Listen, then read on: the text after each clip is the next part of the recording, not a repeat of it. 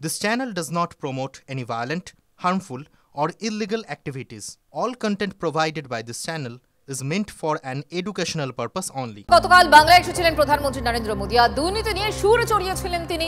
বাংলায় গোটা শিক্ষা ব্যবস্থা বরবাদ করে দিয়েছে তৃণমূল। দুর্নীতি আর অপরাধে ডাবল অ্যাটাক করেছে তৃণমূল। তৃণমূলের দুর্নীতির জন্য হাজার হাজার যুবক চাকরিহারা। দুর্গাপুরের সভায় দাবি প্রধানমন্ত্রী। प्राइमरी एजुकेशन हो या फिर हायर एजुकेशन, सबको बर्बाद किया जा रहा है। टीएमसी यहां के एजुकेशन सिस्टम पर करप्शन और क्राइम का डबल अटैक कर रही है। ये जो हजारों शिक्षक बेरोजगार हुए हैं, इसका कारण टीएमसी का भ्रष्टाचार है। हालत ये है कि कोर्ट को भी कहना पड़ा कि ये सिस्टमैटिक फ्रॉड है।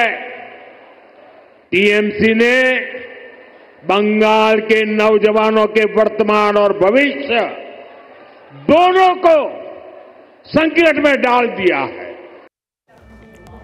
আর এই মুহূর্তে আমরা একটা খবর দিই আপনাদের, নিরপেক্ষ ভোট হলে জামালপুরে তৃণমূলের জেতা অসম্ভব। এই কথা কে বলছে? না কোনো বিরোধী দল নয়, বলছে তৃণমূলেরই এক নেতা।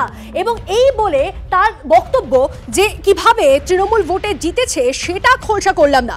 জামালপুরের প্রাক্তন পূর্ত কর্মাধ্যক্ষের মন্তব্যে তুমুল শোরগোল। তৃণমূল গায়ের জোরে যেতে স্বীকার করছেন তৃণমূল নেতাই। একযোগে শাসক দলকে নিশানা বিজেপি সিপিএম এর। ঠান্ডা ঘরে বসে ভিত্তিহীন অভিযোগ, পাল্টা আক্রমণ তৃণমূলের। জামালপুরে যারা রাজনীতি করেছে, জীবন বাজি দিয়ে রিস্ক নিয়ে যারা রাজনীতি করেছে, তারা জামালপুরে কোনো অঞ্চলেই জামালপুরে তার নেতৃত্ব নেই।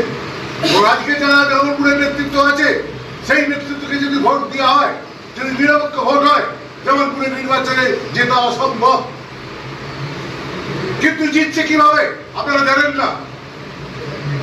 জিতছে হয় সেই ব্যাপারটা আমি এখানে বিস্তারিত বলছি না। যদি সঠিক প্রশাসনে ভোট হয়, আজকে কিন্তু জামালপুরে আমাদের যে তৃণমূলের যেটা পক্ষে খুব অসম্ভব আছে। শুধুমাত্র ভোট লুট করে যে তারা এখনো সরকারের টিকে আছে, তারা খোদ এখন তৃণমূলের লোকরা স্বীকার করে নিচ্ছে। সুতরাং শুধু জামালপুরের ঘটনা নয়, গোটা পশ্চিমবঙ্গ জুড়ে একই চেহারা। যদি সাধারণ মানুষ নিজের ভোটাধিকার প্রয়োগ করতে পারে, এই রাজনৈতিক পালাবদল হতে বাধ্য। এবং এই তোলামূল সরকার, এই দুর্নীতিপরায়ণ সরকার, এই ধর্ষকের সরকার উল্টাতে বাধ্য। তারা তো ঠিক কথাই বলেছে। এই কথাই তো আমরা এতদিন বলে আসছিলাম যে প্রকৃত ভোট হলে তৃণমূল জিততে পারবে না। তৃণমূল বুথে ছাপ্পা মারে, তোলাবাজির টাকা দিয়ে লুম্পেন গুন্ডাদের দিয়ে ভোট করায়, মানুষকে বুথে ঢুকতে দেয় না। তারপরেও যদি কোনো মানুষ ভোট দেয়, কোথাও ভোট হয়, তারা বুথ কেন্দ্র থেকে কাউন্টিং হলে গিয়ে সেই ভোট লুট করে। আজকে প্রমাণ হয়ে গেল, গোটা রাজ্যে যদি সঠিক করে ভোট হয়, আজকে শুধু আমরা নয়, তৃণমূলও বলতে বাধ্য হচ্ছে বামপন্থীরাই জিতবে। তারা আবার বড় বড় কথা বলে, তাদের কথা কে শুনবে? দুটো দলই তো ঠান্ডা ঘরে চলে গেছে, কোনো নেতৃত্বও নেই, নেতাও নেই। তো সুতরাং ওদের কথা বলে কোনো লাভ নেই। আর যিনি বলছেন তার কথা দল নিশ্চয়ই, উনি যদি দলের সঙ্গে যুক্ত থাকেন, দল নিশ্চয়ই ওনার কাছে জানতে চাইবেন উনি কি বলতে চাইছেন। তবে পুরো কথাটা মিথ্যা। দল যথেষ্ট শক্তিশালী ওই এলাকায়।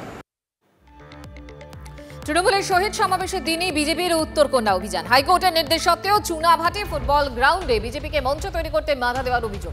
তৃণমূলের বিরুদ্ধে বাধা দেওয়ার অভিযোগ বিজেপি বিধায়কের। আর এই নিয়ে আমরা কথা বলবো। আমাদের সঙ্গে রয়েছেন আমাদের প্রতিনিধি প্রসেনজিৎ। প্রসেনজিৎ, আচ্ছা এই মুহূর্তে সম্পর্কে কি খবর পাচ্ছি আমরা? দেখো, একগুচ্ছ জটিলতার জেরে এই সভার 48 ঘন্টা আগে অন্তত সভা মঞ্চে একটা বাঁশও গাঁথা যায়নি। কেন? যে চুনাভাটি এলাকায় হাইকোর্ট নির্দেশ দিয়েছে সভা হবে, সেই সভার যে স্থল, তার আশেপাশে যারা সংখ্যালঘুরা বসবাস করেন তারা প্রবল বাধা দিচ্ছেন। আজ সকালে বাস নিয়ে যাওয়া হয়, কিন্তু সেই বাস মাঠে নামানো যাননি। স্থানীয় বিধায়ক শিখা চ্যাটার্জি তিনি এলাকায় যান, তিনি মাঠে প্রবেশ করতে পারেননি। বিশাল পুলিশ বাহিনী এলাকায় গিয়ে স্থানীয় বাসিন্দাদের দফায় দফায় বোঝানোর চেষ্টা করেন যে আদালতের নির্দেশ রয়েছে।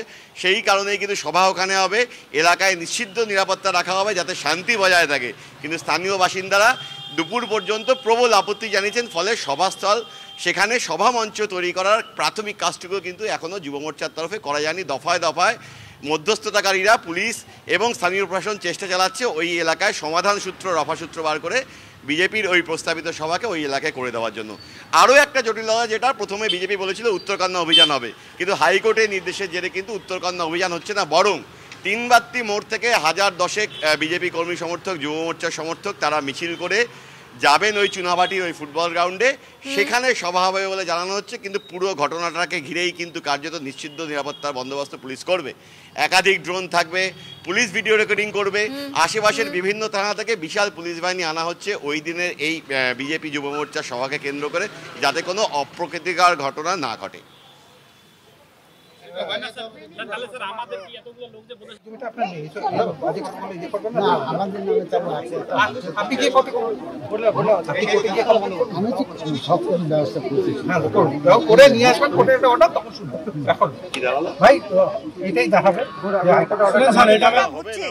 কেন সভা হবে? হাইকোর্টে তাহলে হাইকোর্টকে অমান্য করা যে করছে আমি তাকে বলবো অ্যারেস্ট করতে ইমিডিয়েটলি। পুলিশ তো বোধহয় আপনাদেরকে ভিডিও কলের মাঠে চলে যেতে বলছে। কেন ভিডিও কলের মাঠে যাবো? এখানে যে অর্ডার রয়েছে, অর্ডার ছাড়া আমি কেন যাবো?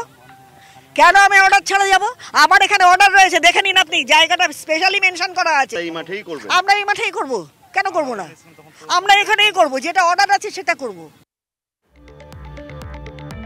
এই মুহূর্তে শিলিগুড়ি পুর নিগমের মেয়র গৌতম দেব আমাদের সঙ্গে রয়েছেন। গৌতম বাবু, শিখা চ্যাটার্জির বক্তব্য আমরা শোনাচ্ছিলাম দর্শকদের, আসলে নির্দেশ তো রয়েছে আদালতের, হাইকোর্টের নির্দেশ রয়েছে, তাও এই ফুটবল গ্রাউন্ডে মঞ্চ বাঁধা যাচ্ছে না, এলাকার মানুষজন আসলে বাধা দিচ্ছে, তৃণমূলের বিরুদ্ধেই আসলে অভিযোগটা উঠছে, অন্তত বিজেপি বিধায়ক তাই বলছেন, আপনি কি বলবেন?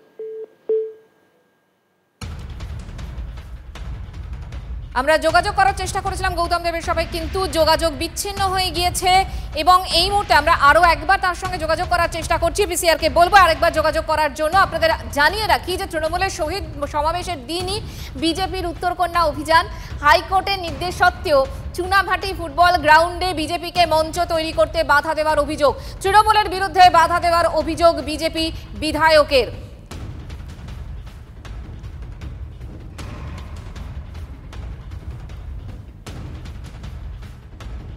না করার পর কোর্টে যাওয়া হয়েছে, কোর্টে যাওয়ার পর কোর্ট থেকে অর্ডার দিয়ে দিয়েছে, স্পেশালি উল্লেখ করে দিয়েছে চুনাভাটি ফুটবল গ্রাউন্ড। তা আমরা মানে according to order of court আমরা এখানে এসেছি, এদেরকে বলে করতে দেওয়া হবে না। এখানে যারা রয়েছে, এখানে পঞ্চায়েত কে আছে, সেই পঞ্চায়েতের হাজব্যান্ড বলে করতে দেওয়া হবে না বলছে। হাইকোর্টে তাহলে হাইকোর্টকে অমান্য করা যে করছে আমি তাকে বলবো অ্যারেস্ট করতে ইমিডিয়েটলি। আমরা এই মাঠেই করব, কেন করব না? আমরা এখানেই করব, যেটা অর্ডার আছে সেটা করব। বিজেপির অভিযোগ, আমরা গৌতম দেবকে আবারও চেষ্টা করেছিলাম, কিন্তু পিসিআর ধরার পরেও তিনি কোনো রকম এ সম্পর্কে মন্তব্য করতে চাননি, তাই ফোন কেটে দিয়েছেন তিনি।